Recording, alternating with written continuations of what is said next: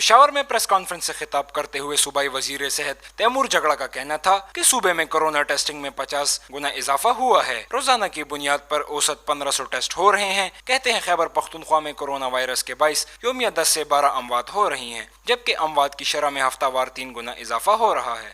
آپ یہ سوچ رہے ہوں گے کہ کل 13 ڈیتھس ہوئی یا پرسوں 10 ڈیتھس ہوئی، تو یہ تو پہلے سے زیادہ تھی۔ جب آپ یہ ہفتہ وار یہ ٹرینڈ دیکھ لیں، اور یہی ہم دیکھ کے فیصلے کرتے رہتے ہیں، اس سے آپ کو پتہ چلتا ہے کہ تقریباً 7 ہفتوں سے ہمارے لاک ڈاؤن کے سٹیجز چل رہے ہیں، لیکن یہ ٹرانسمیشن ریٹ یا یہ ڈیتھ ریٹ جو 300% ہفتہ وار بڑھ رہا تھا، وہ 300% سے 10% پہ کر دیا۔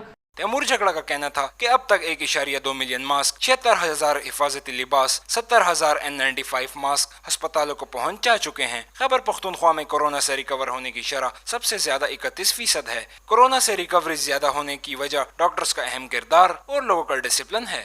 پورا سسٹم جو ہے وہ انٹیگریٹڈ ہے۔ اس میں آپ یہ دیکھیں ریکوریز پہ ماشاءاللہ ایک اچھی نیوز ہے کہ ریکوریز اگر آپ دیکھ لیں تو تمام صوبوں سے زیادہ پرسنٹیج، یہ آج کا جو ڈیٹا ہے، ہماری 31%، پنجاب کی 30%، سندھ کی 26%، بلوچستان کی 21%، یقیناً اور صوبوں میں اوپن کیسز بھی ہوں گے، یہاں بھی ہے۔